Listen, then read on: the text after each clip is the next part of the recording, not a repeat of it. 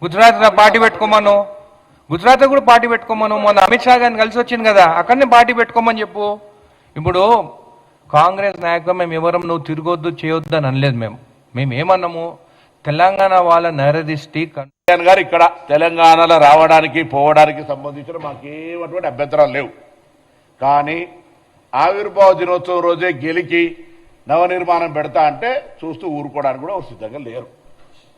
మా అయ్య జాగిరే నీ అయ్య జాగిరి కాదు అని స్పష్టంగా ఒక మాటకు చెప్పడానికి, తెలంగాణ ప్రజల ఆకాంక్షకు అనుగుణంగా ఏర్పడ్డదని చెప్పడానికి, ఈ తెలంగాణ ఆంధ్రప్రదేశ్ ప్రజలకు ఎప్పుడు కూడా స్వాగతం చెప్తుంది, ఎప్పుడు కూడా మేము వ్యతిరేకం కాదని చెప్పడానికి, ఇది ప్రజాస్వామ్యంలోనే ఉన్నామని చెప్పడానికి, ఆఖరికి పవన్ కళ్యాణ్ గారు ఎక్కడి దాకా దిగిపోయారు, అంబేద్కర్ గారు అంటే రాజ్యాంగాన్ని రచించినటువంటి వ్యక్తి విగ్రహాలకు సంబంధించి ప్రస్తావన తెచ్చేంత ధైర్యం చెప్తా ఉండే ఇలా